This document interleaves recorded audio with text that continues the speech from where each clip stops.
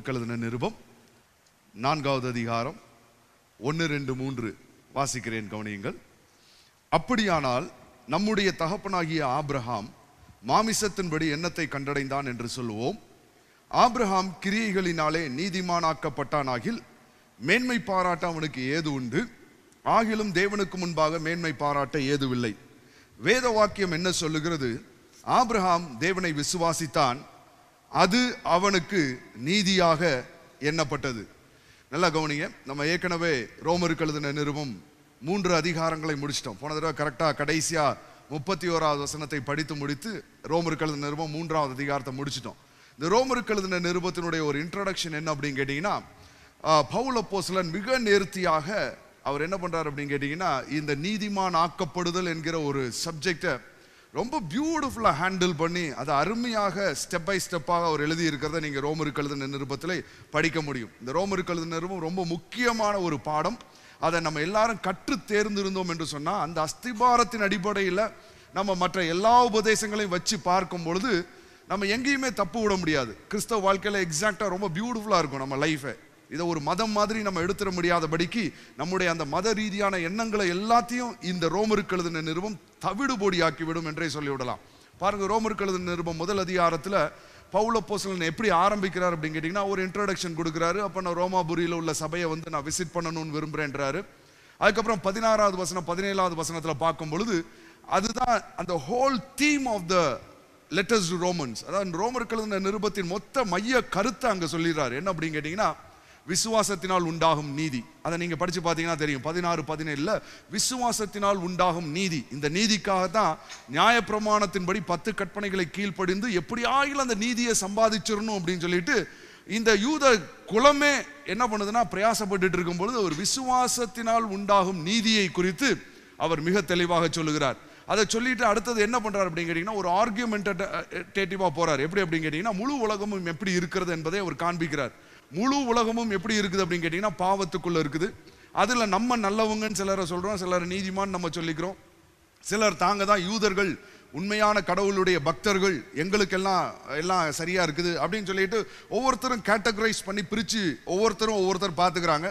ஆனா பவுல் அப்போஸ்தலன் சொல்லும் பொழுது, தேவ பக்தி உள்ளவன் ஒருவனும் இல்லை, நீதிமான் ஒருவனாகிலும் இல்லை, உணர்வு உள்ளவன் ஒருவனாகிலும் இல்லை, எல்லாரும் பாவம் செஞ்சு எல்லாருமே கெட்டு போயிருக்கிறாங்க என்பதை அவர் அங்க அடித்து நிரூபித்து காண்பிக்கிறார்.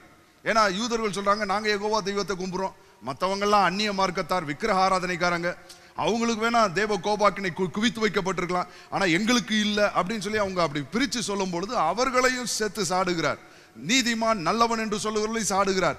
எவனும் தப்பிக்கொள்ள வழியே இல்லை என்பதை அவர் 2வது அதிகாரம் 3வது அதிகாரத்தின் 20வது வசனம் வரைக்கும் காமிச்சிட்டு எல்லாரும் திகச்சு போய் நிற்கும் பொழுது, அப்ப யார்தான் நீதிமான் ஆக்கப்பட முடியும், யார்தான் ரட்சிக்கப்பட முடியும், யார்தான் தேவனுடைய கோபாக்கினைக்கு தப்பிக்கொள்ள முடியும் அப்படின்ற ஒரு நிலைமை வரைக்கும் கொண்டு வந்துட்டு 3வது அதிகாரம் 20 வசனத்துக்கு மேல அவரு விசுவாசத்தினாலே நீதிமானாக்கப்படுதல் என்கிற அந்த சப்ஜெக்டை டச் பண்றார். அந்த விசுவாசத்தினால எப்படி ஒரு மனிதன் நீதிமானாக்கப்பட முடியும், அவனுடைய கிரியையினால முடியாதுன்றதை ப்ரூவ் பண்ணிட்டு அந்த விசுவாசத்தினால எப்படி நீதிமானாக்கப்படுகிறான் அப்படின்னு சொல்லிட்டு இயேசு கிறிஸ்து தான் கிருபாதார பலி ஆனார் என்பதை அவர் அங்கே அழகாக காண்பிக்கிறார். அதெல்லாம் விளக்கி சொல்லிட்டேன். இப்போ அந்த சப்ஜெக்டுக்குள்ள போனேன்னா அதுவே டைம் ஆயிரும் அப்படின்னு எல்லாம் சொல்லி முடிச்சுட்டு இப்போ எல்லாரும் அது எப்படி அப்படின்னு சொல்லும் பொழுது, புதிய ஏற்பாட்டில் தான் இது நடந்துச்சு அப்படின்னு சொல்லும் பொழுது பழைய ஏற்பாட்டின் உதாரணம் 2 உதாரணத்தை காண்பிக்கிறார். ஒன்று யாரை காண்பிக்கிறார் அப்படின்னு கேட்டிங்கன்னா, ஆபிரகாமை காண்பிக்கிறார், இன்னொன்று தாவீதை காண்பிக்கிறார். 2 பேரை காண்பிச்சு என்ன சொல்றாருன்னா, இது ஏதோ புதிய ஏற்பாட்டில் புதுசா வந்த ஒரு சரக்கு கிடையாதுங்க, இது பழைய ஏற்பாட்டிலே நடந்திருக்கிறது என்பதை அவர் காண்பிக்கிறார். அந்த காண்பிக்கிற பகுதி தான் 4வது அதிகாரம். 4வது அதிகாரத்தில் அவர் என்ன பண்றாருன்னா, he is giving out 2 examples.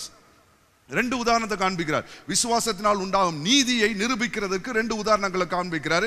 அதுல ஒன்று ஆபிரகாம், இன்னொருத்தர் யார் அப்படின்னு கேட்டீங்கன்னா தாவீது. ஆபிரகாமை குறித்து அவர் எழுதும் பொழுது இப்படி ஆரம்பிக்கிறார். பாருங்க, 4வது அதிகாரம் 1வது வசனத்தை இப்படி ஆரம்பிக்கிறார். விசுவாசத்தினால் உண்டாகும் நீதியை குறித்து ஆபிரகாமை குறித்து சொல்லும் பொழுது அவர் சொல்றாரு, அப்படியானால் நம்முடைய தகப்பனாகிய ஆபிரகாம் மாமிசத்தின்படி என்னத்தை கண்டடைந்தான் என்று சொல்லுவோம். நல்லா கவனிங்க. No one dare to ask a question like this. அது ஒரு ஜூயிஷ் கம்யூனிட்டியில, ஒரு யூத சமுதாயத்தை சேர்ந்த ஒரு மனுஷன் மாமிசத்தின்படி ஆபிரகாம் என்னத்தை கண்டடைஞ்சான், தகப்பனாகிய ஆபிரகாம் என்னத்தையா சாதிச்சான், அதான் அர்த்தம். என்னத்தை கண்டடைந்தான் அப்படின்னு கேட்டீங்கன்னா, மாமிசத்தின்படி அவர் என்னத்தை சாதிச்சு கிழிச்சாரு. அப்படின்ற அர்த்தத்துல தான் அவன் கேட்கிறான். அந்த அளவுக்கு போல்டா ஆபிரகாமை பத்தி ஜூயிஷ் கம்யூனிட்டியில ஒரு யூத கலாச்சாரம், யூத சமூகத்தினர் சொல்லவே மாட்டாங்க. ஏன்னு கேட்டீங்கன்னா, ஆபிரகாமை அந்த அளவுக்கு அவர்கள் மதித்து வைத்திருந்தார்கள். அவருடைய மேன்மை பாராட்டுதல் எங்கெங்க இருந்தது அப்படின்னு கேட்டீங்கன்னா, ஏன்னா பவுல் அப்போஸ்தலன் யூத சமுதாயத்தை சேர்ந்தவன். பவுல் தான் இதை எழுதுறார். அப்ப பவுல் வந்து எழுதும் போது பவுலுடைய மேன்மை பாராட்டுதல் முன்னாடி எதுல இருந்து இருக்கும் அப்படின்னு கேட்டீங்கன்னா, ஒன்று நியாயப்பிரமாணத்துல, இன்னொன்று மோசே, இன்னொன்று ஆபிரகாம். இந்த மூணை வச்சுதான் அவங்க எப்பவுமே மேன்மை பாராட்டிட்டு இருப்பாங்க.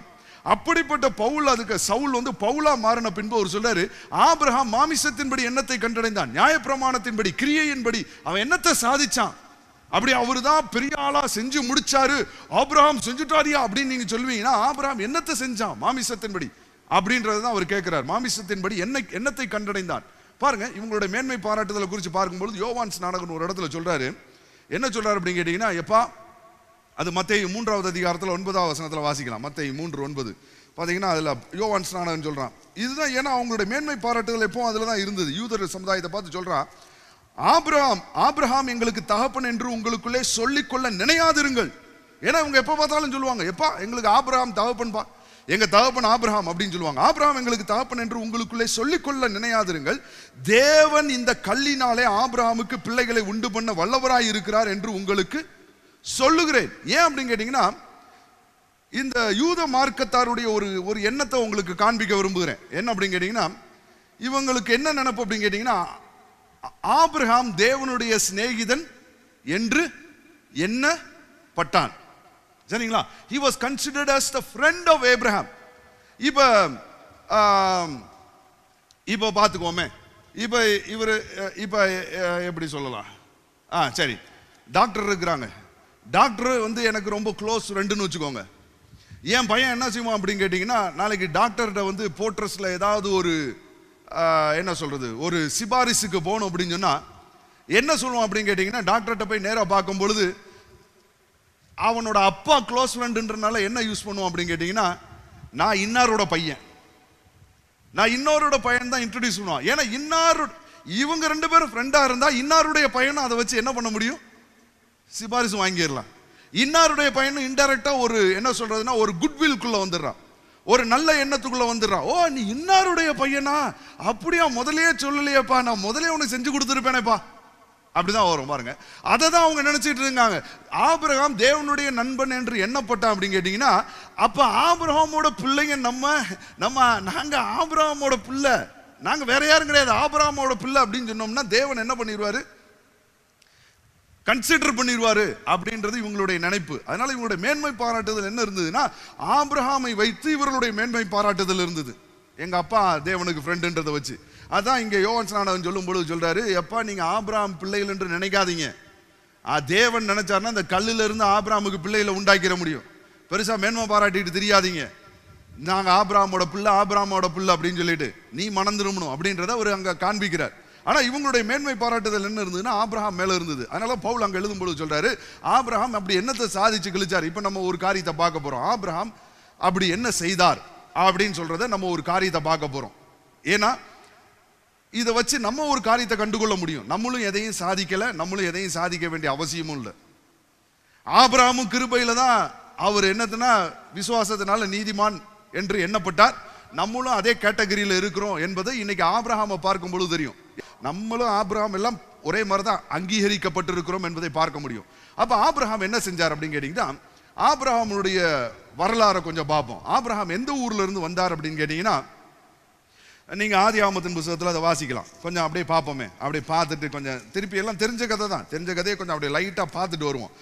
ஆதியாகமத்தின் புத்தகம் 11வது அதிகாரத்தில் 31வது வசனம், தேராகு தன் குமாரனாகிய ஆபிராமையும் ஆரானுடைய குமாரனும் தன் பேரனுமாய் இருந்த லோத்தையும் தன் குமாரன் ஆபிராமுடைய மனைவியாகிய தன் மருமகள் சாராயையும் அழைத்து கொண்டு அவர்களுடனே ஊர் என்கிற கல்தேயருடைய பட்டணத்தை விட்டு கானான் தேசத்துக்கு போக புறப்பட்டான். அவன் ஆரான் மட்டும் வந்தபோது அங்கே இருந்து விட்டார்கள். தேராகுடைய ஆயுசு நாட்கள் 250 வருஷம். தேராகு ஆரானிலே மரித்தான். நல்லா கவனிங்க, இதை படிக்கும் பொழுது எப்படி தோணுது அப்படின்னு கேட்டீங்கன்னா, ஏதோ தேராகு தான் ஆபிரகாமை கூட்டிட்டு வந்த மாதிரி தெரியுது. அப்போஸ்தலர் நடபடிகள் புத்தகம் 7வது அதிகாரத்தில் வாசிச்சு பார்த்தீங்கன்னா தெரியும். அப்போஸ்தலர் நடபடிகள் புத்தகத்தில் 7வது அதிகாரத்தில் தேவன் யாரை அழைச்சாருன்றதை நம்ம பார்ப்போம். தேராகு அழைச்சாரா, யாரை அழைச்சாருன்னு பார்ப்போம். 7வது அதிகாரம் 2வது வசனத்தில் பார்த்தீங்கன்னா, அதற்கு அவன், சகோதரரே, ஸ்தேவான் சொல்றார், பிதாக்களே கேளுங்கள், நம்முடைய பிதாவாகிய ஆபிரகாம் காரானூரிலே குடியிருக்கிறதற்கு முன்னமே மெசொப்பொத்தாமியா நாட்டிலே இருக்கும் பொழுது, அதான் ஊர் தேசத்துல, கல்தேயர் என்கிற ஊர் தேசத்துல, அது மெசொப்பொத்தாமியா பட்டணம் என்கிற இடத்துல இருக்கும் பொழுது தேவன் அவனுக்கு தரிசனமாகி, நீ உன் தேசத்தையும் உன் இனத்தையும் விட்டு புறப்பட்டு நான் உனக்கு காண்பிக்கும் தேசத்துக்கு வா. நல்லா கவனிங்க. ஆண்டவர் என்ன சொல்றாருன்னா, ஆபிரகாமை பார்த்து என்ன சொல்றாருன்னா, நீ உன் தேசத்தை விட்டு வா. அடுத்தது என்ன சொல்றாரு? நீ உன் இனத்தை விட்டு புறப்பட்டு நான் உனக்கு காண்பிக்கும் தேசத்துக்கு வா. அப்ப இந்த ஆபிரகாமை பார்த்தீங்கன்னா, உன் இனத்தை விட்டு வா, உன் தேசத்தை விட்டு வான்னா அவன் யாரெல்லாம் கூட்டிட்டு வரான்? அவங்க அப்பாவை கூட்டிட்டு வரான், சகோதரர்களை கூட்டிட்டு வரான்.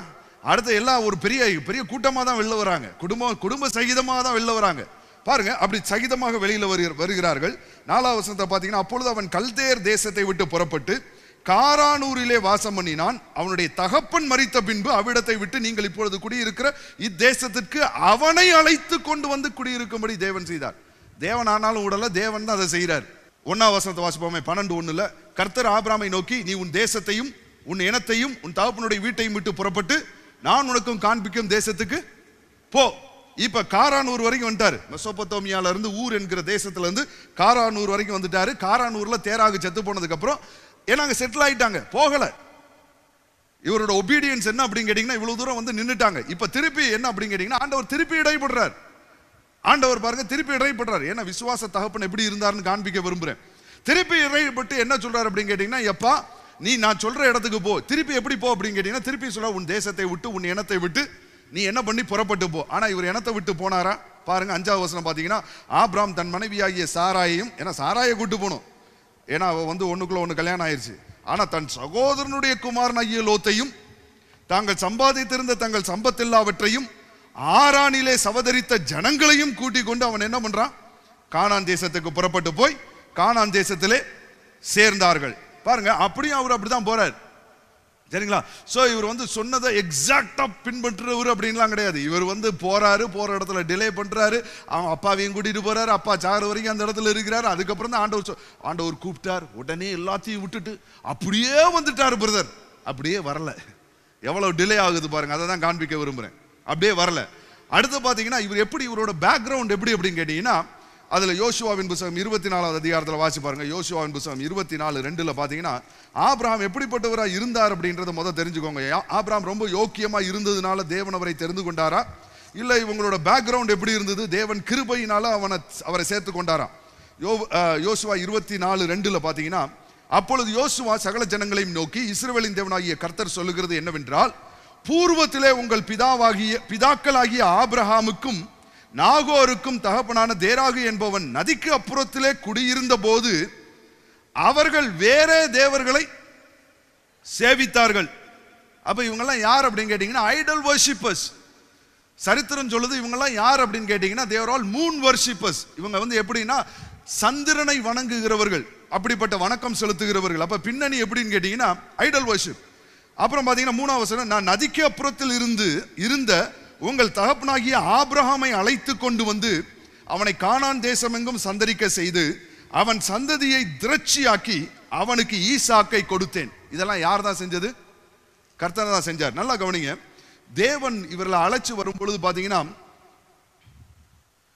these people were idol worshippers. இவங்க எல்லாரும் வந்து விக்கிரக ஆராதனையில் இருந்தவங்க.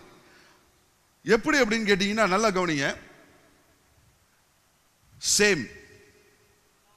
சரிங்களா? சேம். உலகம் வந்து எல்லாரும் செத்து போயிட்டாங்க, எல்லாரும் அழிக்கப்பட்டுட்டாங்க. நோவாவினுடைய மனைவி, நோவாவினுடைய 3 பிள்ளைங்க, 3 பிள்ளைகளோட மனைவி, மொத்தம் 8 பேர் தான். சரிங்களா? இப்ப நோவாவுடைய மனைவியை விட்டுருங்க. அப்ப முழு உலகமும் யாருனால வந்துச்சு அப்படின்னு கேட்டீங்கன்னா, சேம், காம், யாப்பேத். அவன் 3 பேர்ல இருந்து தான் இப்ப இருக்கிற முழு உலகத்தின் எல்லா கோத்திரங்களும் வந்தது அப்படின்னு கேட்டீங்கன்னா, நோவாக்கு பின்னாடி உள்ள அந்த 3 பிள்ளைங்கள்ல இருந்து வந்த வம்சம் தான் இன்னைக்கு உலகத்துல எல்லா இடத்துலயும் இருக்குது. சரிங்களா?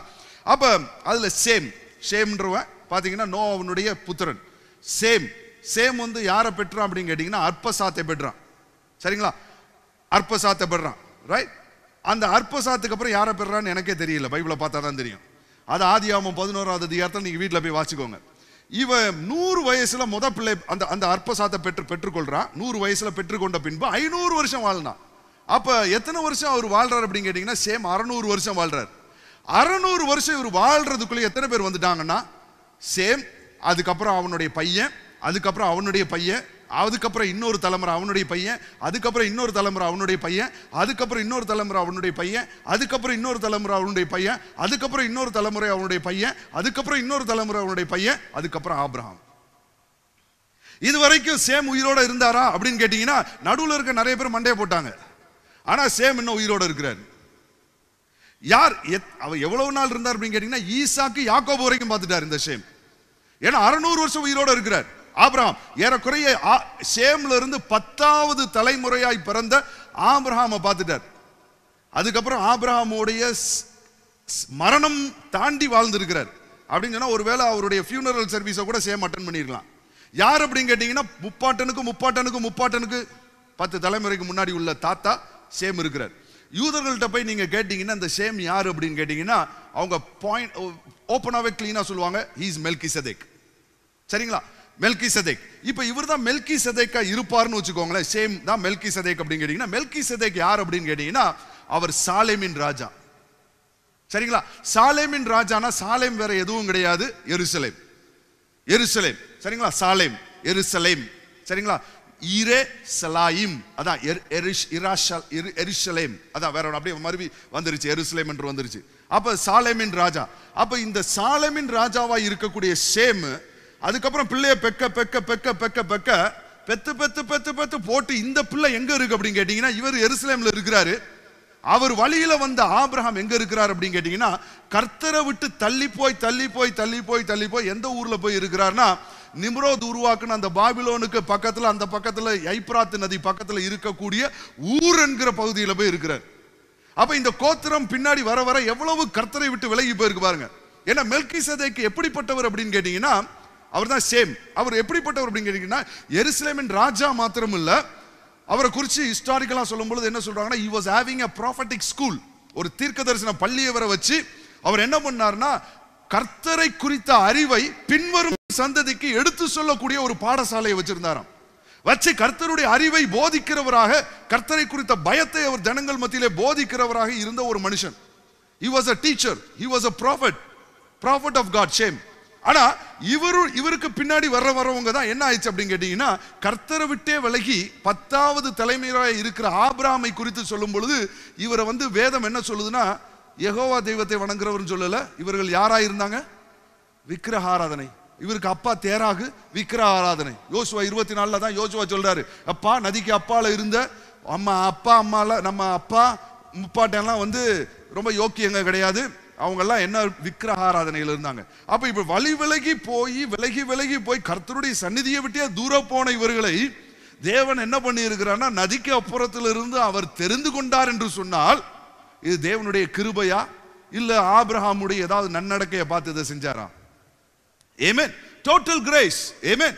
இவ உங்களை என்னையும் தேவன் தெரிந்தெடுத்து இருக்கிறான்னு சொன்னா இல்ல நான் கொஞ்சம் யோக்கியமா இருந்தேன் அதை பார்த்து தான் கர்த்தர் என்னை ரட்சித்தார் சொல்லவே முடியாது. அத்தனை பேரை விட்டுட்டு ஏங்க என்னை ரட்சிச்சாரு? கிருபைதாங்க. நான் அப்படி என்ன நல்லா செஞ்சேன் எனக்கே தெரியலங்க, ஆனா தேவன் என்ன தெரிந்து கொண்டார், அவ்வளவுதான். That is so simple.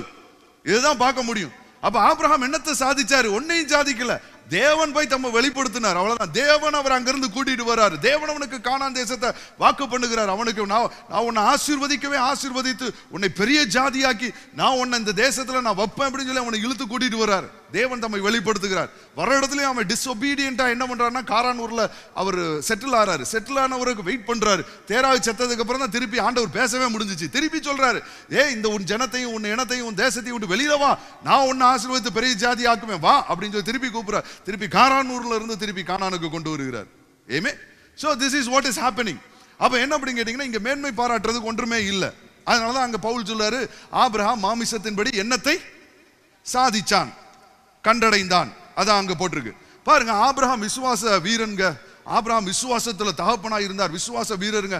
அதனாலதான் தேவன் ஆபிரகாமை ஆசீர்வதித்தார் அப்படின்னு நிறைய பேர் சொல்லுவாங்க. பாருங்க, ஆபிரகாம் விசுவாச வீரர் இல்லைன்னு நான் சொல்லல. ஆதியாகமத்தின் புத்தகம் 15வது அதிகாரத்துல 1வது வசனத்துல பாருங்க, இந்த காரியங்கள் நடந்த பின்பு கர்த்தருடைய வார்த்தை ஆபிரகாமுக்கு தரிசனத்திலே உண்டாகி, அவர் ஆபிரகாமே நீ என்ன சொல்றாரு, நீ பயப்படாதே. அப்படின்னா அவர் என்ன பண்ணிட்டு இருந்தாரு, பயந்துட்டு இருந்தார், சோர்ந்து போயிருந்தார். அவர் சொல்றாரு ஆபிரகாமை பத்தி, நீ பயப்படாதே, நான் உனக்கு கேடகமும் உனக்கு மகா பெரிய பலனுமாய் இருக்கிறேன் என்றார். அப்ப என்ன அப்படின்னு கேட்டீங்கன்னா, Abraham was so depressed and dejected and fearful. பயந்துட்டு இருந்தான். அப்ப ஆண்டவர் என்ன சொல்ல வேண்டியது, பயப்படாத அப்படின்றார். பயப்படாதப்பா, அவனை திடப்படுத்த வேண்டியதா இருந்துச்சு.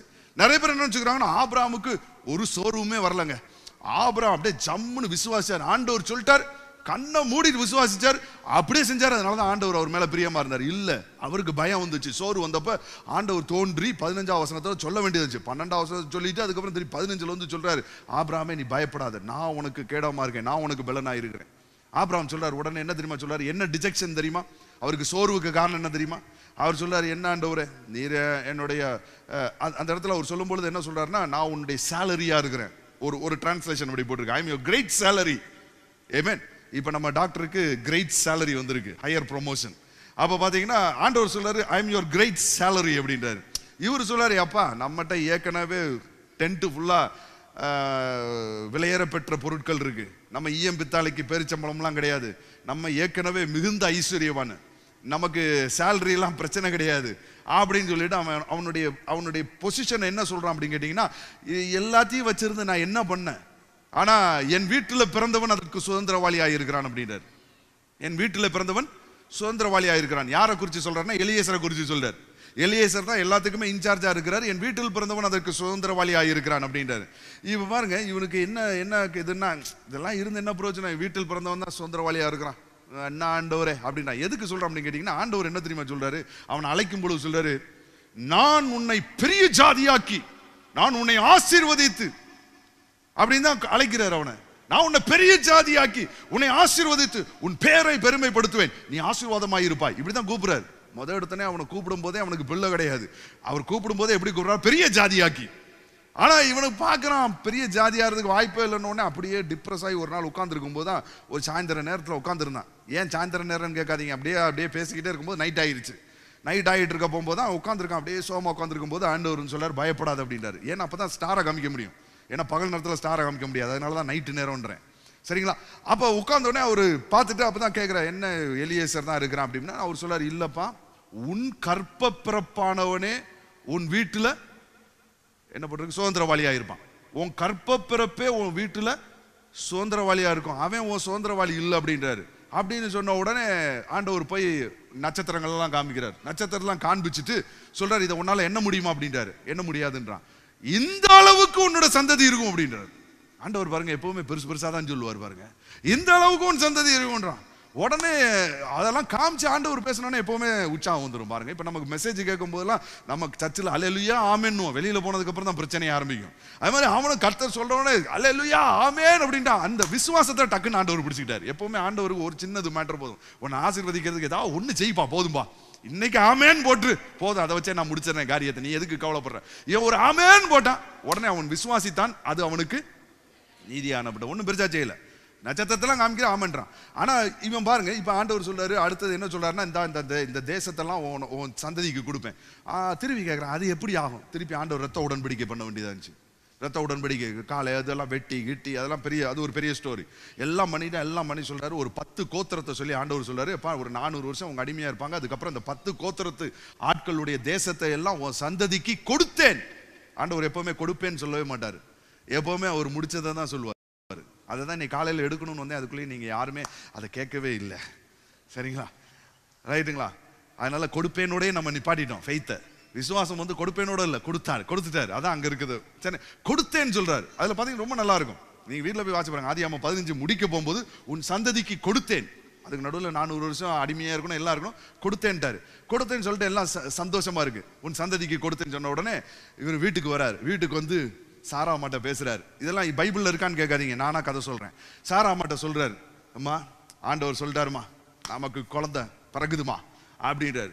அப்போ சாராம்மா கேட்குறாங்க, என்னப்பா நமக்கு குழந்தை இல்லை. ஏன்னா அந்த காலத்தில் பார்த்தீங்கன்னா கிழக்கத்திய சமுதாயத்தில் பிள்ளை பிறக்கலன்னு வச்சுக்கோங்களேன், ரொம்ப ரொம்ப கேவலமாக பேசிடுவாங்க. இந்த காலத்தில் இவ்வளவு சமுதாயம் வளர்ந்த ஒரு காலத்திலேயே இன்னைக்கு ஒரு 10ஆம் கிளாஸ் படிக்க போகும்போது வந்து பிரச்சனை ஆரம்பிச்சிடும். எப்படி ஆரம்பிச்சிடும்னு கேட்டிங்களா, 10ஆம் கிளாஸ் படிக்க ஆரம்பித்த உடனே என்ன 10ஆம் கிளாஸான்னு வாங்க. அப்புறம் மார்க் வந்தோடனே என்ன மார்க்குன்னு அவன். அட்லீஸ்ட் இப்போ முன்னாடி நாங்கள் படிக்கும்போது 400க்கு மேலே வாங்கிட்டோம்னா தப்பிச்சோம். 401 401 பரவாயில்ல அப்படின்வாங்க. இப்பெல்லாம் அதெல்லாம் கிடையாது. இப்பெல்லாம் 450 70 490 இப்படி சொன்னாதான் கொஞ்சம் தப்பிச்சிங்க. பாருங்க, இந்த 10ஆம் கிளாஸ் வந்து பிரச்சனை ஆரம்பிச்சிடும். அடுத்தது பார்த்தீங்கன்னா 12ஆம் கிளாஸ்ல பிரச்சனை.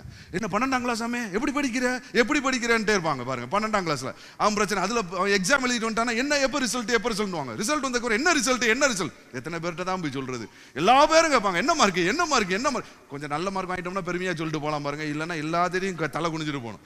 எல்லாம் முடிஞ்சதுக்கு அப்புறம் அடுத்தது படிச்சு முடிச்சதுக்கு அப்புறம் அடுத்த கேள்வி கேட்பாங்க, என்ன வேலை கிடைச்சிருச்சான்ட்டே இருப்பாங்க. கடைசியில் வேலை கிடைச்சி அது ஒரு செட்டில் ஆயிடுச்சு. பொம்பளை பிள்ளைங்களுக்கு அப்படி கேட்டா அதே மாதிரி தான், வேலை கிடைச்சி இப்போ எல்லாத்துக்கும் வந்துருச்சு, எல்லாம் ஈக்குவல் ஆயிடுச்சு. அதுக்கப்புறம் என்ன கல்யாணம் இல்லையா, கல்யாணம் பண்ணலையான்னு கேட்டே இருப்பாங்க. சரி, கல்யாணத்தை பண்ணி தொலைச்சாலும் கல்யாணம் பண்ணி முடிச்சதுக்கு அப்புறம் அடுத்து என்ன, ஒன்று வயிற்றுல ஒரு பூச்சி அப்படின்வாங்க, விட மாட்டாங்க பாருங்க. அந்த வயிற்றுல பூச்சி வர வரைக்கும் பாருங்க, என்ன ஒன்றும் இல்லையா, ஒரு விசேஷம் இல்லையா, இந்த விசேஷம் இல்லையா அப்படின்ட்டே இருப்பாங்க. அது பிறக்கிற வரைக்கும் அந்த கேள்வி விட மாட்டாங்க. இது இந்த காலத்திலே இருக்கும்போது அந்த காலத்தில் யோசிச்சு பாருங்க. அந்த காலத்தில் பார்த்தீங்கன்னா இந்த அம்மாவுக்கு எவ்வளவு பாடாக இருந்திருக்குன்னு எனக்கு தெரியல. இந்த அம்மாவும் எத்தனை பேர்கிட்ட தான் தலையை குனிஞ்சு போயிருந்திருக்குன்னு தெரியல. வந்து வட்டம் கேட்டுட்டு இருப்பாங்க, என்ன விசேஷம் இல்லை, அதை தானே பார்க்குறேன், இது என்ன வேற கேள்வி கேட்குறேன். இந்த அம்மா கடைசியில் என்ன சொல்லி ஆபிரகாம்கிட்ட ஆண்டவரே வந்து மட்டும் சொல்லிட்டாரு, உன்னுடைய கற்ப பிறப்பு. அங்கே பாருங்க பாயிண்ட், அது கிளீனாக பிடிச்சிருப்பாங்கன்னு நினைக்கிறேன்.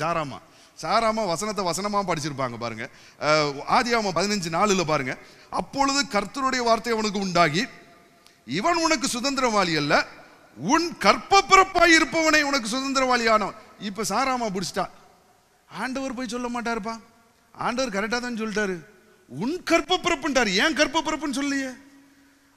ஆனா நான் வந்து என் கற்பம் அடப்பட்டு போச்சு, எனக்கு இன்னைக்கு குழந்தை பிறக்காதுன்னு டாக்டர் சொல்லிட்டாங்க. அதனால எனக்கு அடப்பட்டு போச்சு, எனக்கு வழிபாடெல்லாம் நின்று போச்சு. அதனால நான் என்ன பண்றேன் அப்படின்னு கேட்டீங்கன்னா, என்னோட மெய்டை கொடுக்குறேன், ஸ்லேவை கொடுக்குறேன், என்னோட மெய்டை கொண்டு வந்து கொடுக்குறேன். நீங்க என்ன பண்ணுங்கன்னா, ஒரு குழந்தையை பெற்றுக்கோங்க, குழந்தையை பெற்று போடுங்கண்டா. ஆபிரகாம் பாருங்க விசுவாச வீரன். நான் என்னத்தை சொல்லிட்டு இருக்கிறேன்னா, மாமிசத்தின்படி இவர் என்னத்தை கண்டடைஞ்சார் அப்படின்றத நான் இப்படி நெகட்டிவா பேசிக்கிட்டு இருக்கிறேன், சரிங்களா? அப்ப ஆபிரகாம் என்ன செஞ்சிருக்கணும், இல்லம்மா அப்படிலாம் இல்லை, நம்ம விசுவாச வீரர்கள், விசுவாசத்துல நிப்போமா, ஆண்டவர் நமக்கு செய்வாருமா அப்படின்னு சொல்லி இருந்துருக்கணும் பாருங்க. ஆனா ஆபிரகாம் பாருங்க அதை ரெஸ்ட்ரிக்டே பண்ணல. அதை நிமித்தமாய் பிறந்தது பாத்தீங்கன்னா இஸ்மவேல். இதுதான் ஆபிரகாம் மாமிசத்தின்படி கண்டது, சரிங்களா? மாமிசத்தின்படி என்னத்தை கண்டடைந்தான்னா, மாமிசத்துல டிசிஷன் எடுக்கிறாங்க. மாமிசத்தின்படி என்னத்தை கண்டடைஞ்சாங்கன்னா பெரிய தொல்லையை தான் கண்டடைஞ்சாங்க. ஆனா தேவன் பாருங்க திருப்பி கிருபியா வராரு. அடுத்தது பாருங்க ஆதியாகமம் 17ஆவது அதிகாரத்தில் ரொம்ப ஸ்பெசிஃபிக்கா சொல்றாரு, ஸ்பெசிஃபிக்கா இறங்கி வராரு பாருங்க. ஆதியாகமம் 17ஆவது அதிகாரத்தில் இறங்கி வராரு. இப்போ ஆண்டவர் ரொம்ப ரெஸ்ட்ரிக்ட் ஆயிட்டார். இவன்ட பாட்டுக்கு சும்மா உன் கற்ப பிறப்புன்னா மாத்தி எதையோ பண்ணிட்டு இருக்கான். 17ஆவது அதிகாரம் ஏறக்குறைய பார்த்தீங்கன்னா ஒரு 14-15 வருஷம் கழிச்சு வராரு. 14 வருஷம் கழிச்சு வராரு. ஏறக்குறைய 14 வருஷம் கழிச்சு திருப்பி தோன்றுகிறார். 99 85 80 சரி ரைட் 86 ஒரு 13-14 வருஷம் கழிச்சு வராரு பாருங்க. ஆதியாகமம் 17-15 வாசிங்க. பின்னும் தேவன் ஆபிரகாமை நோக்கி, உன் மனைவி சாராயை இனி சாராய் என்று அழையாதிருப்பாயாக. இதுதான் தேவனுடைய சித்தம் பாருங்க. இதை புரியுறதுக்கு இவருக்கு ஏறக்குறைய 75 வயசுல அழைக்கப்பட்ட இவருக்கு 99வது வயசுல தான் புத்தி வந்தது. சொல்றார், சாரா என்று அழையாதிருப்பாயாக, சாரால் என்று அவளுக்கு என்பது அவளுக்கு பேராயிருக்கும், நான் அவளை ஆசீர்வதித்து அவளாலே உனக்கு ஒரு குமாரனையும் தருவேன், அவள் ஜாதிகளுக்கு தாயாகவும் அவளாலே ஜாதிகளின் ராஜாக்கள் உண்டாகவும் அவளை ஆசீர்வதிப்பேன். ரொம்ப ஸ்பெசிபிக்கா சொல்லிடுறார் பாரு. உன்னுடைய கர்ப்ப பிறப்புன்னு சொன்னா நீ பாட்டுக்கு வேற மாதிரி தப்பு பண்ணிடுற. எப்பா நான் ஸ்பெசிபிக்கா சொல்றேன், சாரா மூலமா ஒரு குழந்தை பிறக்க போகுது அப்படின்றார்.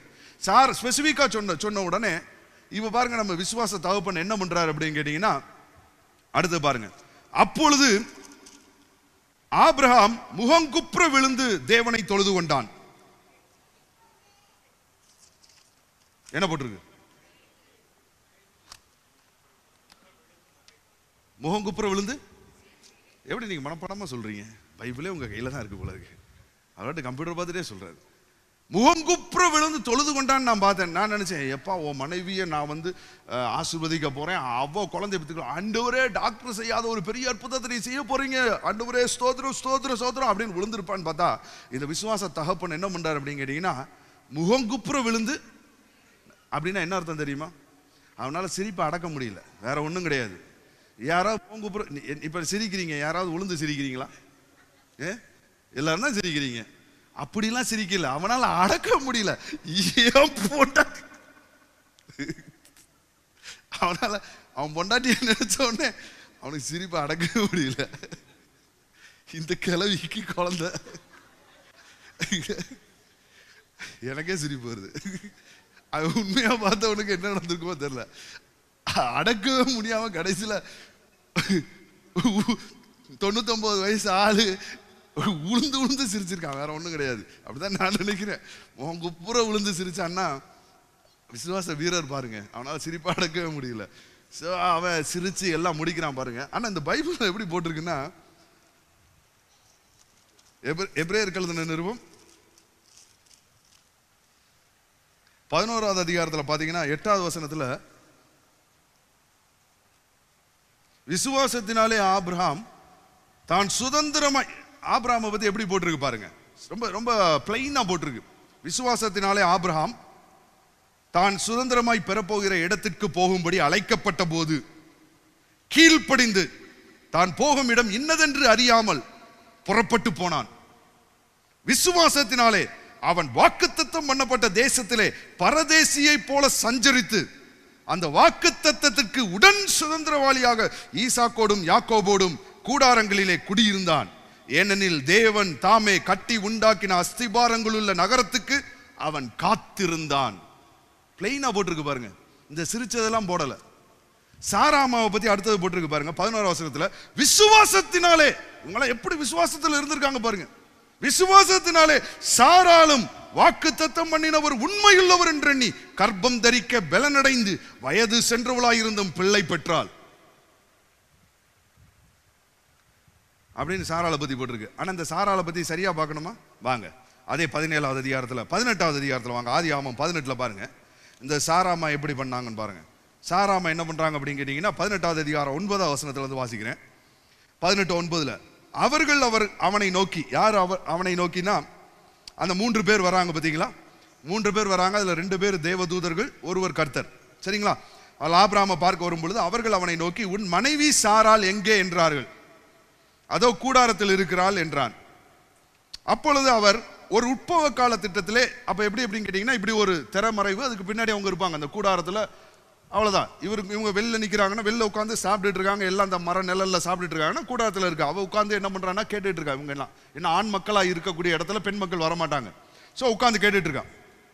அப்பொழுது அவர், ஒரு உட்பவ கால திட்டத்தில் நிச்சயமாய் உன்னிடத்திற்கு திரும்பி வருவேன், அப்பொழுது உன் மனைவியாகிய சாராளுக்கு ஒரு குமாரன் இருப்பான் என்றார். சாராள் அவருக்கு பின்புறமாக கூடார வாசலிலே இதை கேட்டுக்கொண்டிருந்தாள். ஆபிரகாமும் சாராளும் வயது சென்று முதிர்ந்தவர்களாய் இருந்தார்கள். ஸ்திரீகளுக்குள்ள வழிபாடு சாராளுக்கு நின்று போயிற்று. இப்ப ஏன்னா சாராளுக்கு 90 வயசு. ஆகையால் சாராள் தன் உள்ளத்திலே நகைத்து,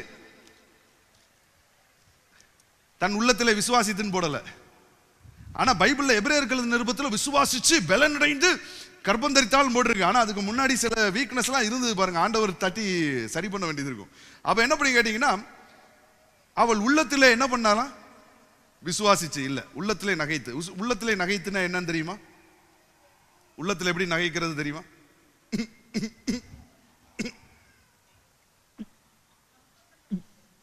வரும் அப்படியே வரும், அப்படி சிரிப்பாங்க பாத்தீங்களா, அவ்வளவுதான். அப்படி பொங்கி பொங்கி வரும். ஆனா சரி, இதான் தப்பா நினைச்சிருவாங்களே. உள்ளத்திலே நகைத்து பாருங்க, எவ்வளவுலாம் நடிச்சு காமிக்க வேண்டியது இருக்கு பாருங்க.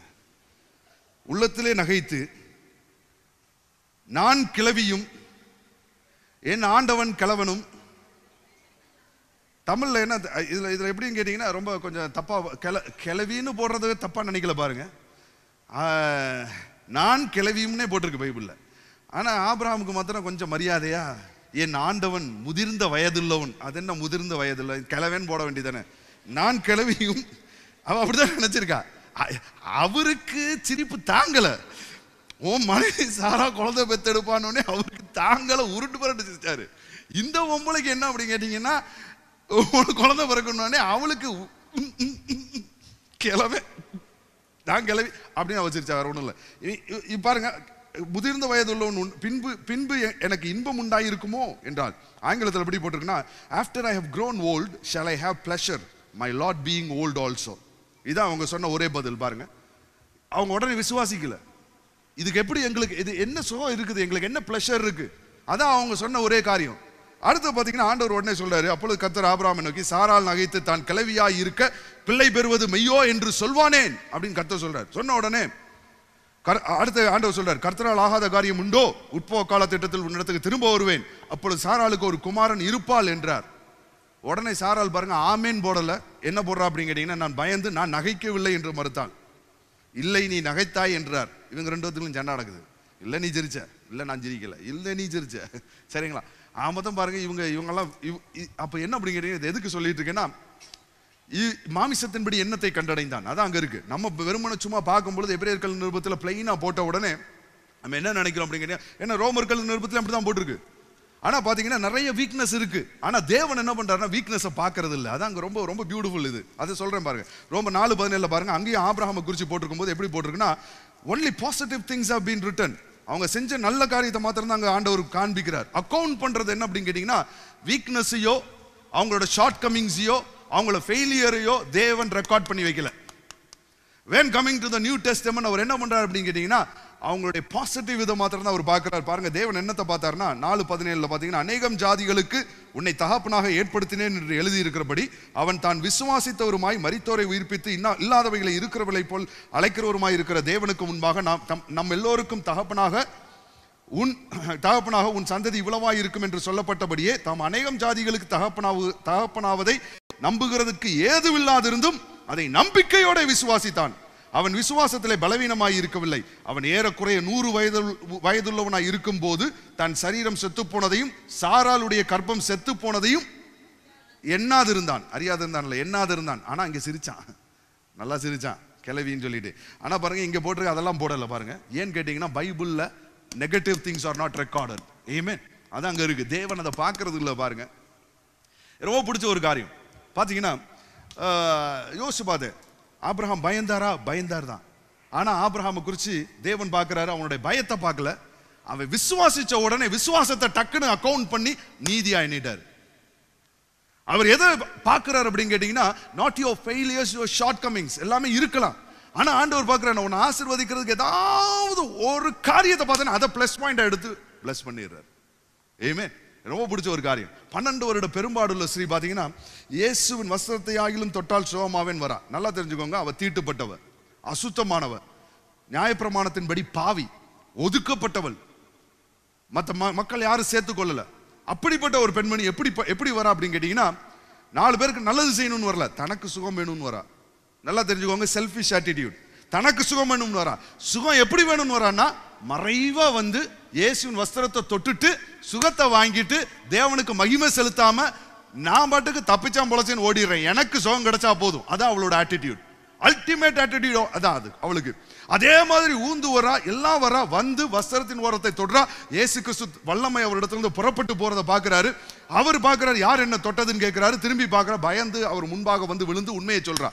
சொன்ன உடனே இயேசு கிறிஸ்து, இவ்வளவு மோசமான உனக்கு எப்படி சுகம் கிடைச்சது தெரியுமா? என்னோட கிருபை தான். நான் கிருபையா உனக்கு கொடுக்கலன்னா உனக்கு கிடைச்சிருக்காதுமா, நான் கிருபையா கொடுத்தேன் அப்படின்லாம் சொல்லல. பாருங்க, ஆண்டவர் அவளுடைய தீமையான காரியங்களையும் பார்க்கல, தம்மையும் உயர்த்தி சொல்லல. ஆண்டவர் எதை பார்க்கிறார் அப்படின்னு கேட்டீங்கன்னா, அவளிடத்துல இருக்கிற ஒரே ஒரு நல்லதை மாத்திரம் தான் பார்க்கிறார். வந்தது அவ்வளவு உடசல் எல்லாமே எப்படி இப்படின்னு கேட்டீங்கன்னா, அவ வந்து அந்த செல்ஃபிஷ் மோட்டிவ்ல தான் வரா. ஆனா ஆண்டவர் சொல்றாரு, உன் விசுவாசம் உன்னை ரட்சித்தது. ஆமென். இன்னைக்கு நம்ம பார்க்கிறோம் அப்படின்னு கேட்டீங்கன்னா, ஒரு ஆளை பார்க்கும் பொழுது அவன்கிட்ட என்ன தப்பு கண்டுபிடிக்கலான்னு தான் பார்ப்போம். ஆனா ஆண்டவர் பார்க்கும் பொழுது அவன்கிட்ட என்ன நல்லது கண்டுபிடிக்கலான்னு தான் பார்ப்பார். நல்லதை கண்டுபிடிச்சிட்டாருன்னா 99 கெட்டதையும் விட்டுறாரு, அந்த ஒன்றை மாத்திரம் தான் அக்கௌண்ட் பண்ணி வைக்கிறார். What a good God we serve. Hallelujah. மற்ற எல்லாத்தையும் அக்கௌண்டே பண்றது கிடையாது, தூக்கிட்டார். பாருங்க, அதுக்கு ஒரே ஒரு சின்ன ஒரு உதாரணத்தை காமிச்சு அதோட நான் இன்னைக்கு கிளாஸை முடிக்க போறேன். அந்த அந்த அந்த காரியத்தை நம்ம பார்க்குறோம். பாருங்க ஒரு சின்ன ஒரு கால்குலேஷன், ரைட்? இதுதான் இன்னைக்கு நம்மளுடைய இன்னைக்குள்ள ஒரு சப்ஜெக்ட். இப்படிப்பட்ட ஒரு நல்ல தேவனை ஆராதிக்கிறோம். நம்ம மாமிசத்தினால ஒண்ணுமே கண்டடையல, ஆனா நம்மளை அவர் கிருபையாக அவர் இன்னைக்கு நம்மளை ஏற்றுக்கொண்டு இருக்கிறார். ஹல்லேலூயா. அப்போஸ்தலர் நடபடிகள் புத்தகம் 13வது அதிகாரம் 18வது வசனம். அப்போஸ்தலர் நடபடிகள் புத்தகம் 13வது அதிகாரம் 18வது வசனம். பாருங்க, தேவன் நல்லதை மாத்திரம் தான் அக்கௌண்ட் பண்றாரு. அதுக்கு தான் நான் இன்னைக்கு ஒரு காரியத்தை காண்பிக்க போறேன். சரிங்களா? இதை நான் ஒன்றும் கண்டுபிடிக்கல. இது இந்த மெசியானிக் அந்த ஜூஸ் அவங்க போட்ட ஒரு கால்குலேஷன். அதுக்கப்புறம் ஒரு பிரசங்கியார் பிரசங்கிச்சதை நான் கேட்டிருக்கேன். So this is what I am bringing out. பாருங்க, அப்போஸ்தலர் நடபடிகளின் புத்தகம் 13வது அதிகாரம் 18வது வசனம். அதுக்கு முன்னாடி ஒரு வசனத்தை வாசனம், இதுல ஒரு கை வச்சுக்கோங்க. 1 ராஜாக்களின் புத்தகம் 6வது அதிகாரம் 1வது வசனம். 1 ராஜாக்கள் 6வது அதிகாரம் 1வது வசனம். வாசிக்கவா? இஸ்ரவேல் புத்திரர் எகிப்து தேசத்திலிருந்து புறப்பட்ட 480ஆம் வருஷத்திலும், வேற ஒண்ணும் இல்ல, சாலமோன் தேவாலயத்தை கட்ட தொடங்குறார். அந்த ஒரு குரோனாலஜிக்கல் ஒரு டேட்டாவை கொடுக்கறதுக்காக அவங்க என்ன பண்றாங்கன்னா, குரோனாலஜிக்கலா அவங்க சொல்லல, சும்மா பிளெயினா பைபிள்ல ஒரு ரெக்கார்டு போட்டிருக்கு. என்ன போட்டிருக்கு அப்படின்னு கேட்டீங்கன்னா, அவர் கெட்ட ஆரம்பிச்ச அந்த வருஷம் எப்ப அப்படின்னு சொன்னா, அவங்க எகிப்துல இருந்து வந்த வருஷத்துல இருந்து இது எத்தனாவது வருஷம்ன்றத அங்க சொல்றாரு.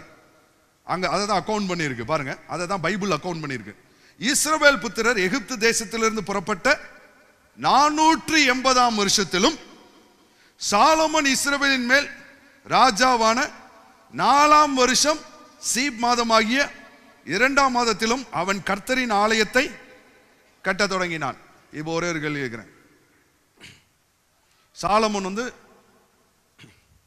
4வது வருஷத்துல கட்ட ஆரம்பிக்கிறான் அப்படின்னா சாலமோனோட 3 வருஷம் முடிஞ்சிருக்கு. சரிங்களா? 3 வருஷம் முடிஞ்சிருக்கு. 4வது வருஷத்துல கட்ட ஆரம்பிக்கிறான். எகிப்துல இருந்து வெளியில வந்ததுல இருந்து இந்த 3 வருஷத்தை சேர்த்து இந்த 4ஆம் வருஷத்துல கட்ட ஆரம்பிக்கிறான்.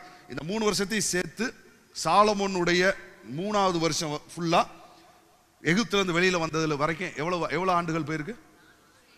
480. அதான் போட்டிருக்கு, ரொம்ப தெளிவா போட்டிருக்கு. பாருங்க, இஸ்ரவேல் புத்திரர் எகிப்து தேசத்திலிருந்து புறப்பட்ட 480ஆம் வருஷத்திலும், சாலமோன் இஸ்ரவேலின் மேல் ராஜாவான 4ஆம் வருஷத்திலும், சீப் மாதமாகிய 2ஆம் மாதத்திலும் அவன் கர்த்தரின் ஆலயத்தை கட்ட தொடங்கினான்.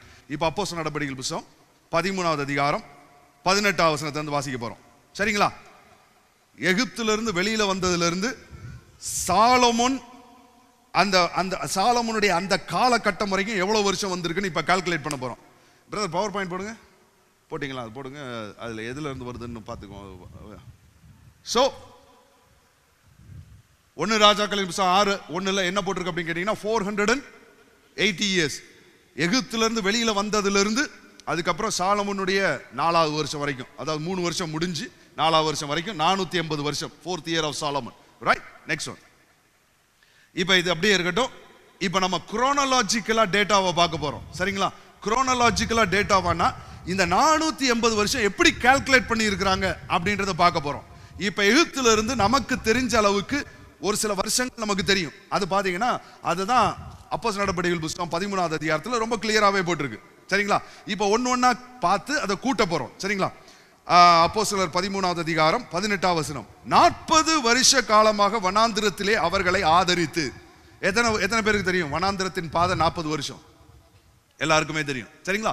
அப்ப எகிப்துல இருந்து வெளியில 40 வருஷம் அவங்க எங்க தான் இருந்தாங்க? வனாந்திரத்துல இருந்தாங்க. இப்ப 40 வருஷம். சரிங்களா? இந்த 40 நீங்க கணக்கு பண்ணிக்கோங்க. சரிங்களா? இப்ப எகிப்துல இருந்து வெளியில எத்தனை வருஷம் ஆயிப்போச்சு? 40 இயர்ஸ். ஏன்னா பவுல் குரோனாலஜிக்கலா டேட்டாவை சொல்றாரு, கரெக்டா சொல்றாரு. எவ்வளவு வருஷம் வருதுன்னு பார்ப்போம். அடுத்து பாருங்க 20வது வசனம். பின்பு ஏறக்குறைய 450 வருஷ காலமாய் சாமுவேல் தீர்க்கதரிசி வரைக்கும் அவர்களுக்கு நியாயாதிபதிகளை ஏற்படுத்தி வந்தார். இப்ப அடுத்த டேட்டா பாருங்க, எத்தனை வருஷம் ஆச்சு? இப்ப 40 வருஷம் வனாந்தரத்துக்கு பின்னாடி நியாயாதிபதிகள் காலம் சாமுவேல் வரைக்கும் எத்தனை வருஷம்? 450 வருஷம். இதை கணக்கு வச்சுக்கோங்க. 450 பிளஸ் 40 எவ்வளவு வந்துருச்சு? 490. ஓகே, 490. அடுத்தது இப்ப 21வது வசனம். அது முதல் தங்களுக்கு ஒரு ராஜா வேண்டும் என்று கேட்டுக்கொண்டார்கள். அப்படியே தேவன் பென்யமீன் கோத்திரத்தானாகிய கீசுடைய குமாரனாகிய சவுலை 40 வருஷ காலமாய் அவர்களுக்கு கொடுத்தார். இப்ப சவுல் வரைக்கும் எத்தனை வருஷம் ஆச்சு? 40. அப்ப 40 வனாந்திரத்தில் எத்தனை? 40 வருஷம். சாமுவேல் வரைக்கும் நியாயாதிபதிகள் காலம் எவ்வளவு? 450. சவுல் 40. அப்ப எவ்வளவு மொத்தம்? 530. ரைட்? அப்ப 40 இயர்ஸ் பாத்துறோம். ரைட்? இப்ப பாருங்க அடுத்தது 22வது வசனம். பின்பு அவர் அவனை தள்ளி தாவீதை அவர்களுக்கு ராஜாவாக ஏற்படுத்தி ஈசாயின் குமாரன் ஐய தாவீதை என் இருதயத்துக்கு ஏற்றவனாக கண்டேன், எனக்கு சித்தமானவைகளை எல்லாம் அவன் செய்வான் என்று அவனை குறித்து சாட்சியும் கொடுத்தார். இதுல வருஷம் போடல. ஆனா இப்ப உங்ககிட்டயே சும்மா ஒரு கேள்வி கேட்கிறேன். தாவீது எத்தனை வருஷம் ஆண்டார்?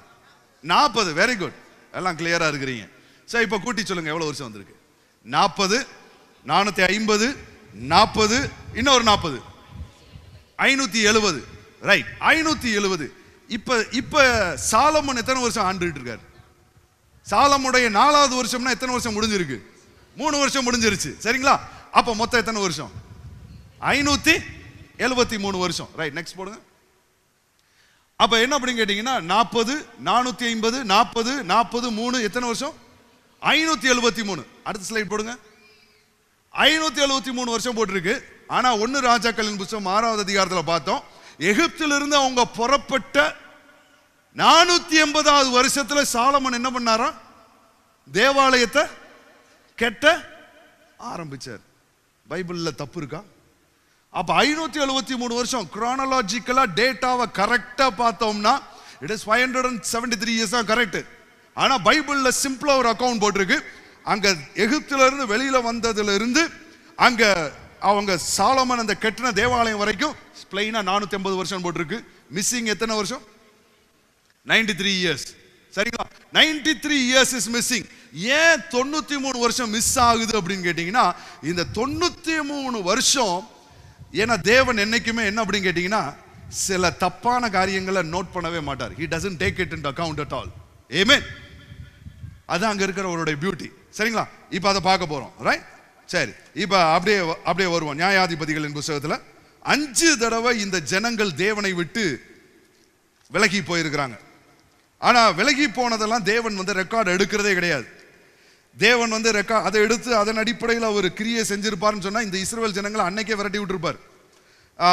நியாயாதிபதிகளின் புத்தகம் 3வது அதிகாரம் 7-8 வாசிப்போம். இப்படி இஸ்ரவேல் புத்திரர் கர்த்தரின் பார்வைக்கு பொல்லாப்பானதை செய்து தங்கள் தேவனாகிய கர்த்தரை மறந்து பாகால்களையும் தோப்புர விக்கிரகங்களையும் சேவிக்கிற போது கர்த்தர் இஸ்ரவேலின் மேல் கோபம் மூண்டவராகி அவர்களை மெசொப்பொத்தாமியாவின் ராஜாவாகிய கூசான் ரிஷாத்தாயிமின் கையிலே விற்று போட்டார். இப்படி இஸ்ரவேல் புத்திரர் கூசான் ரிஷாத்தாயிமை 8 வருஷம் சேவித்தார்கள். அப்ப முதல்ல 8 வருஷம் அவர்கள் முதல்ல விலகி போனப்ப 8 வருஷம் அங்க சேவித்தாங்க.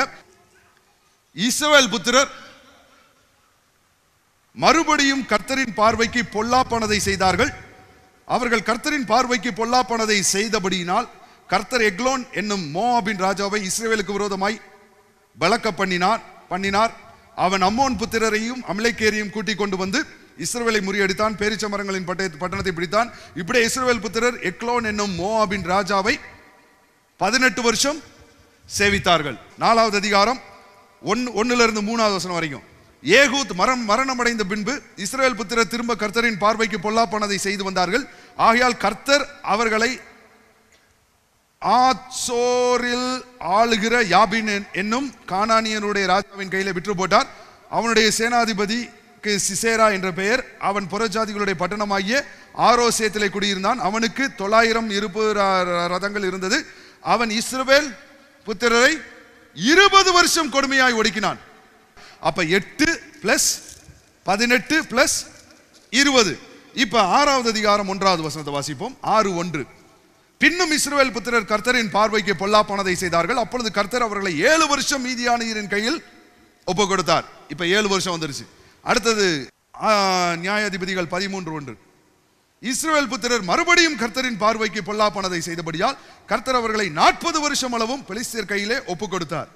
8, 18, 20, 7, 40. எத்தனை வருஷம் வருது? 93 வருஷம் வருது. This was not accounted in the word of God. தேவன் அதை அக்கவுண்ட் பண்ணாம என்ன சொல்றாருன்னா, ஸ்ட்ரைட்டா எகிப்துல இருந்து வெளியில வந்த 480 வருஷம் போட்டார். ஒரே காரியம்.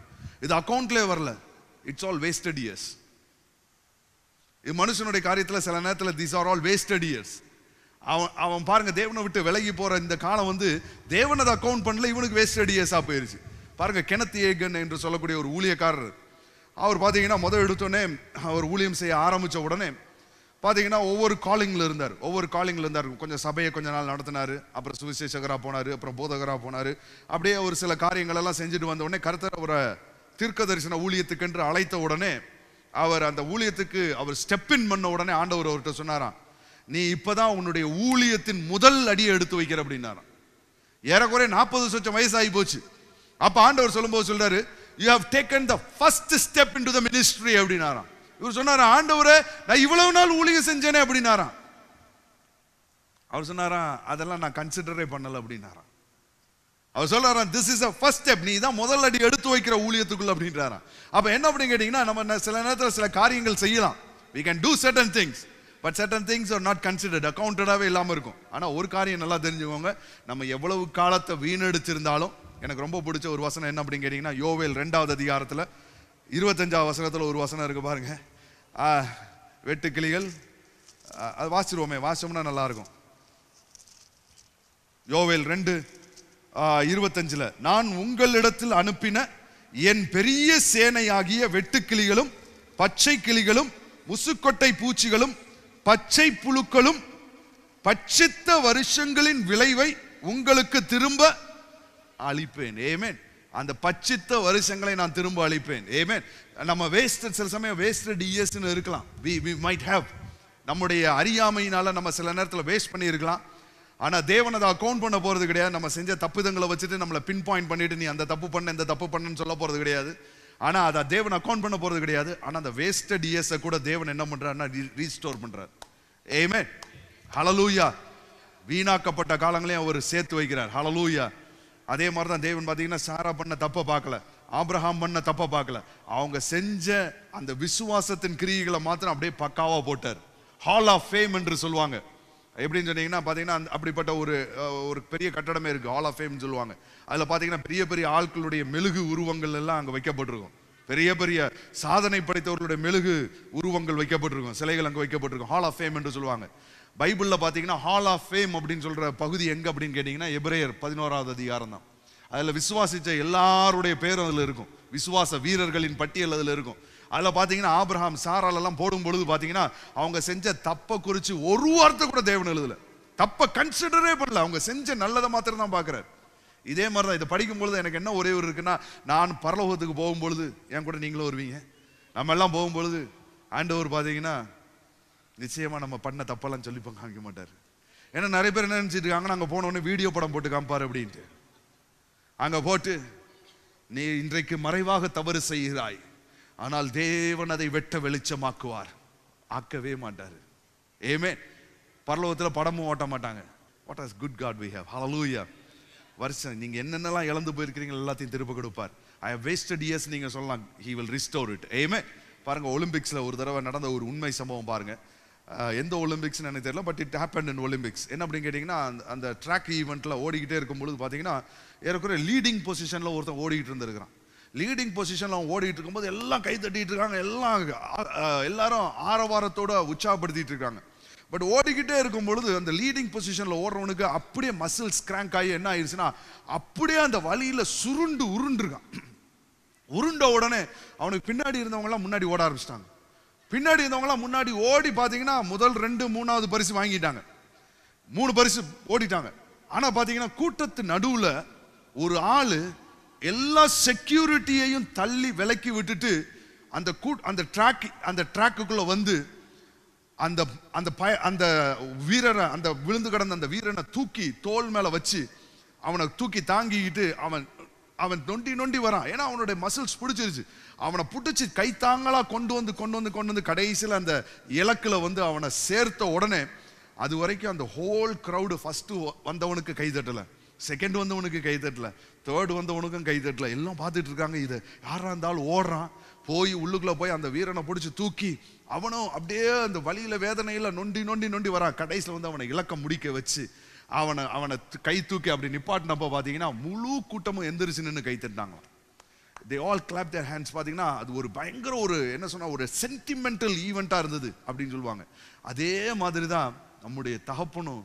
நீங்கள் ஒருவேளை பாதியில் உங்கள் ஓட்டத்தில் முடியாமல் விழுந்தாலும் அவர் ஓடி வந்து உங்களை தூக்குகிறவராக இருப்பார். அந்த தூக்குன ஆள் வேற யாருமே கிடையாது அந்த ஒலிம்பிக்ஸ் இதில். அவருடைய சொந்த தகப்பன் தான் வந்திருக்கிறார். சொந்த தகப்பன் தன்னுடைய பிள்ளை விழுந்த உடனே உன்னை பாதியில் உழுகிறதுக்காக நான் இவ்வளவு பயிற்சி கொடுக்கல, உன்னை ஓட வைக்கல, நீ எப்படினாலும் இலக்க முடிக்கணுன்றதுக்காக தான் நான் உன்னை பயிற்சி வச்சேன்னு சொல்லி அவனை தூக்கி கொண்டு இலக்க முடிக்க வச்சாரான். ஏமே நீங்கள் உங்களோட வீக்னஸ்ல உளுந்து போயிருக்கலாம், நீங்க தோற்று போயிருக்கலாம். ஆனா ஆண்டவர் அந்த தோல்வியை பார்த்து உங்களுக்கு ஒரு முற்றுப்புள்ளி வைக்கிறவர் இல்ல, but he lifts you up. Amen. உங்களை தூக்கி கொண்டு போய் அவர் விடுகிற ஒரு தேவனாய் இருக்கிறார். ஹல்லேலூயா. எனக்கு ரொம்ப பிடிச்ச ஒரு காரியம் என்ன அப்படின்னு கேட்டீங்கன்னா, அந்த ஒரே ஒரு இன்சிடென்ட் மாத்திரம் சொல்லிடுறேன் பாருங்க. ஓசியாவை பார்த்து ஆண்டவர் ஒரு காரியத்தை சொல்றாரு, நீ போய் ஒரு ப்ராஸ்டிடியூட்டை கல்யாணம் பண்ணுன்றார். யாராவது ஆண் மக்கள் இங்க இருக்கிறீங்க, நீங்க போய் ப்ராஸ்டிடியூட்டை கல்யாணம் பண்ணுன்னா கல்யாணம் பண்ணுவீங்களா? ஒரு விபச்சாரியை உங்களுடைய மனைவியாய் தெரிந்து கொள்ளுங்கன்னா we will not look for. ஒரு பொண்ணை கல்யாணம் பண்றதுக்கு முன்னாடி நம்ம அப்பா அம்மா எவ்வளவு தூரம் அந்த பெண்ணை பத்தி விசாரிக்கிறாங்க, எவ்வளவு தூரம் அந்த காரியத்தெல்லாம் விசாரிச்சு இந்த பொண்ணு திருமணத்துக்கு சரிப்பட்டு வருமானு அவ்வளவு தூரம் பார்க்குறாங்க. ஆனா தேவன் சொல்றாரு பாருங்க, ஓசியாவை பார்த்து சொல்லும் பொழுது அவர் சொல்றாரு, நீ போய் ஒரு பரஸ்திரியை திருமணம் செய்து கொள் அப்படின்றாரு. அது 1:3 வாசிக்கலாம். ஓசியா 1:3. அவன் போய் திப்லாயிமின் குமாரத்தி ஆகிய கோமேரை சேர்த்து கொண்டான். அதுக்கு முந்தின வசனத்தை பார்த்தீங்கன்னா, கர்த்தர் யோசியாவை கொண்டு உரைக்க தொடங்கின போது கர்த்தர் ஓசியாவை நோக்கி, நீ போய் ஒரு சோர ஸ்திரீயையும் சோர பிள்ளைகளையும் உன்னிடமாக சேர்த்துக்கொள். தேசம் கர்த்தரை விட்டு விலகி சோரம் போயிட்டு, ஆனா நீ சேர்த்துக்கொள்றார். தேவன் விலகி போனாலும் சேர்த்துக் கொள்கிறவர் என்பதை காண்பிப்பதற்காக இவன் போய் கோமேரை சேர்த்துக் கொள்றான். இஸ்ரேல் என்கிற ஒரு குழந்தையை பெற்றெடுக்கிறான். அதுக்கு அர்த்தம் என்ன அப்படின்னு கேட்டீங்கன்னா, காட் பிளான்டட். இந்த இஸ்ரேல் தேசத்தை தேவன் தான் என்ன பண்றாருன்னா பெற்றெடுத்து அவர் தான் நாட்டினார். ஆனா அடுத்து என்ன நடக்குதுன்னா, அடுத்தது அவன் தன்னுடைய மனைவியோடு சேருகிறான். ஒரு பொம்பளை பிள்ளை பிறக்குது. அதுக்கு லோ ருகாமான் பேர் வைக்க சொல்றாரு. அதுக்கு பேர் என்ன அர்த்தம் கேட்டீங்கன்னா, லோனா என்ன அப்படின்னு கேட்டீங்கன்னா நோ. லோ வந்து ஹெப்ரேய வார்த்தையில லோன்னு சொன்னா இங்கிலீஷ்ல நோ. அப்ப என்ன சொல்றாருன்னா, ஆண்டவர் நோ மெர்சின்றாரு, இனி இறக்கமே இல்லை அப்படின்றாரு. ஏன்னா திருப்பி இவங்க விலகி போறாங்க. அடுத்து பாத்தீங்கன்னா, அப்பொழுது அவர் திருப்பி இன்னொரு தடவை அவன் சேர்றான். சேர்ந்து இன்னொரு பொம்பளை பிள்ளையை பெத்தெடுக்கிறான். அதுக்கு லோ கம்மின்னு பேர் வைக்க சொல்றாரு. லோ கம்மி அப்படின்னு கேட்டீங்கன்னா, நாட் மை பீப்புள், இவர்கள் என்னுடைய ஜனமே இல்லை அப்படின்னு சொல்ற மாதிரி. அதுக்கப்புறம் என்ன நடக்குது அப்படின்னு கேட்டீங்கன்னா, ஹிஸ்டாரிக்கலா என்ன சொல்றாங்க அப்படின்னு கேட்டீங்கன்னா, இந்த கோமேர் என்கிற அந்த பெண்மணி ஓசியாவை திரும்பியும் விட்டுட்டு திரும்பியும் தன்னுடைய பிசினஸ்க்கு போயிட்டான். ஏன்னு கேட்டீங்கன்னா, இவளுடைய அழகு, இவளுடைய உடல், அந்த வாகு எல்லாமே என்ன அப்படின்னு கேட்டீங்கன்னா, இன்னும் நிறைய கஸ்டமர்ஸ் இவளுக்கு வர வந்தாங்க. ஏன்னா இவன் ஆடம்பரமா வாழ்ந்தவ பாருங்க. இந்த ஓசியான்ற தீர்க்கதரிசியை கல்யாணம் பண்ணிக்கிட்டு இவ எப்படி வாழ முடியும்? போய் திருப்பியும் தன்னுடைய பரஸ்திரி அந்த தன்னுடைய தொழிலா தொடங்குறான். காரியங்கள் எல்லாம் செஞ்சிட்டு இருக்கும்போது பார்த்தீங்கன்னா அவளுக்கு வியாதி வருது. வியாதி வந்ததுக்கு அப்புறம் பார்த்தீங்கன்னா உடல்ல உள்ள அழகு போகிறது, பிஸ்னஸ் டல் ஆகிறது, கஸ்டமர்ஸ் வருகிறதை நிப்பாட்டி விடுகிறார்கள். இப்போ ஆனால் இவ ஏற்கனவே சௌகரியமா வாழ்ந்தவளுக்கு அந்த சௌரியத்தை விட முடியல, கடன் வாங்க ஆரம்பிக்கிறான். அதே பழைய அதே ஜாம்பத்தில் அவர் வாழ்ந்துட்டு இருக்கிறார். ஆனா கடன்காரன் என்ன பண்றான்னா, ஒரு நாள் வந்து நெருக்க ஆரம்பிக்கிறான். இவள்கிட்ட கொடுக்கறதுக்கு ஒண்ணும் இல்லை அப்படின்னு சொன்ன உடனே என்ன பண்றாங்கன்னா, அந்த காலத்துல கடன் பட்டுட்டாச்சுன்னா ஒன்றும் கொடுக்க முடியலன்னா ஆளைய பிடிச்சிட்டு போயிடுவாங்க. அடிமையா வித்து பணத்தை எடுத்துட்டு போயிடுவாங்க. அடிமையா இவளை பிடித்து கொண்டு போகிறார்கள். இப்ப ஆண்டவர் என்ன தெரியுமா சொல்றாரு? அதே ஓசியாவை பார்த்து திருப்பி அவளை திருமணம் பண்ண சொல்றாரு. அதை தான் பார்க்கலாம். 3வது அதிகாரம் 1-3 வரைக்கும் வாசிக்கிறேன் பாருங்க. பின்பு கர்த்தரை நோக்கி, அந்நிய தேவர்களை மதித்து திராட்சரசம் உள்ள பாத்திரங்களை விரும்புகிறவர்களான இஸ்ரவேல் புத்திரரின் பேரில் கர்த்தர் வைத்திருக்கிற அன்புக்கு ஒப்பாக நீ இன்னும் போய் தன் நேசரால் நேசிக்கப்பட்டவளும் விபச்சாரியுமான ஒரு ஸ்திரீயை நேசித்துக் கொள் என்று சொன்னார். இது வேற யாரையும் சொல்லல, அதே கோமேரை தான் சொல்றாரு. அதே நேசிக்கப்பட்டவதான் இப்ப திரும்பி விலகி போயிருக்கிறான். அந்த விபச்சாரியான அதே அந்த பெண்ணை நீ போய் தெரிந்து கொள்றாரு. அப்பொழுது நான் அவளை எனக்கு 15 வெள்ளிக்காசுக்கும், ஏன்னா இப்ப அவ அடிமையா விற்கப்பட்டு இருக்கிறா. இப்ப அவர் போறாரு, போய் எத்தனை காசுக்கு வாங்குறாரு அப்படின்னு கேட்டீங்கன்னா, அவ விட்டுட்டு போயிட்டா.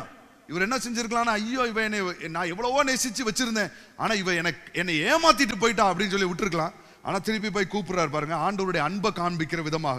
அப்பொழுது நான் அவளை 15 வெள்ளிக்காசுக்கும் 1.5 கலம் வாட்கோதுமைக்கும் கொண்டு அவளை நோக்கி, நீ வேசித்தனம் பண்ணாமலும் ஒருவனை சேராமலும் அநேக நாள் எனக்காக காத்திரு, உனக்காக நானும் காத்திருப்பேன். உங்களுக்கு எவ்வளவு தூரம் இது புரியும் தெரியல. நீ எனக்காக காத்திரு அப்படின்னு சொல்லலாம். ஆனா ஆண்டவருடைய காரியம் என்ன தெரியுமா? You wait on me, I will wait upon you. Amen. எப்படிப்பட்ட ஒரு காரியம் அப்படின்னு கேட்டீங்கன்னா, இன்னைக்கு மனைவியை நீங்க அடிச்சீங்கன்னா போலீஸ் உங்களை பிடிச்சிட்டு போயிடும். என் மனைவி பிரதர் நான் அடிப்பேன், நீ யார் கேட்கறதுக்கு? அடிக்கவே முடியாது. சரிங்களா? உங்க மனைவியா இருக்கலாம். உங்க மனைவியை நீங்க என்ன வேணாலும் செஞ்சிட முடியுமா? சரி, உங்க மனைவின்றனால நீங்க கத்தி எடுத்து குத்தி கொன்றுவீங்களா? கோர்ட்டு கேஸ் விட்டுருமா? போலீஸ் விட்டுருவாங்களா? உங்க மனைவி தான், இவ என்னுடையவள், என் மனைவி. நீங்க கத்தி வச்சு குத்துனீங்கன்னா நீங்க அடுத்தது நீங்க ஒரு சிறைச்சாலையில் உட்கார்ந்து இருக்கணும். ஆனா சட்ட ரீதியா ஒரு மனிதன் இப்ப அடிமைன்றது கிடையாது. ஆனா அடிமை இருந்த காலத்துல, அடிமை சாசனங்கள்ல அந்த இருந்த காலத்துல என்ன அப்படின்னு கேட்டீங்கன்னா, ஒரு மனிதன் தன்னுடைய அடிமையை அவன் என்ன வேணாலும் செய்யலாம். he can do anything. இப்ப இவ என்ன அப்படின்னு கேட்டீங்கன்னா, இவனோட மனைவி கிடையாது. இப்ப இவளை விலை கொடுத்து அடிமையை வாங்குறான். அடிமையை வாங்கினவன் இப்ப சொல்லி இருந்திருக்கலாம், என்னை ஏமாத்திட்டு நீ போனேல்ல, இப்ப உன்னை என்ன பண்றேன் பாரு. நான் அன்னைக்கு அழுக கதற கதற என்னை தனியா விட்டுட்டு போனேன்ல, உன்னை நான் உண்டு இல்லைன்னு பண்ணிருக்கலாம். ஆனா ஓசியா அந்த அதே பெண்ணை பார்த்து சொல்றான், நீ எனக்காக காத்திரு, நானும் உனக்காக காத்திருப்பேன், நானும் உனக்கு உண்மையுள்ளவனா இருப்பேன். இதுதான் ஆண்டவருடைய இருதயம். பாருங்க, எவ்வளவு தூரம் போனாலும் ஆண்டவர் எவ்வளவு தூரம் பின்பற்றி வந்து திருப்பி சேர்த்து கொள்ளுகிறார், அணைத்துக் கொள்ளுகிறார். அவருடைய இருதயம் எவ்வளவு நேச இருதயம் என்பதை இந்த பகுதியில பார்க்கலாம். ஆமென். என்னோட அன்பை காண்பிக்கிற விதமா, அந்த ஜனங்கள் மேல வச்சிருக்கிற அன்பை காண்பிக்கிற விதமா நீ இப்படி செய்யின்னு போய் காண்பிக்கிற. இது எந்த மனுஷனாலும் செய்யவே முடியாதுங்க. ஆனா அந்த ஒரு தீர்க்கதரிசியும் அதை செஞ்சு காமிச்சு படம் போட்டு காமிச்சிட்டாரு. இன்னைக்கு நீங்க வரைக்கும், நீங்களும் நானும் இன்னைக்கு தேவனோட அன்பை பார்க்கணும்னா இதை பார்க்கும்போது தெரியும், என் நேசர் ஒரு நாளும் கைவிட மாட்டார். நீங்க தடுக்கி விழுந்தாலும் அவர் உங்களை தூக்கி உங்களுடைய இலக்கை நோக்கி எடுத்துக்கொண்டு செல்வார். உங்களை ஒரு அச்சீவர்ஸாக, ஓவர் கம்மராக, சாதனையாளர்களாக, வெற்றியாளர்களாக நிறுத்துகிற வரைக்கும் அவர் ஓய்ந்து இருக்க போவதில்லை. ஆமென். ஆமென். he is our husband man. திராட்சை தோட்டக்காரன் அவர் இருக்கிறார். அது கீழே விழுந்துச்சுனாலும் அவர் என்ன பண்றாருன்னா தூக்கி நிமிர்த்தி விடுகிறார். ஆமென். அந்த கிளையை போன மண்ணா மக்கி போச்சு, வெட்டி போடுன்னு கிடையாது. அதுல பாத்தீங்கன்னா தூக்கி விடுறார், தூக்கி கொடியில வச்சு விடுறார். வச்ச உடனே அது திரும்பவும் நல்ல கனி கொடுக்கத்தக்க விதத்துல தூக்கி விடுகிறவராய் இருக்கிறார். ஹல்லேலூயா.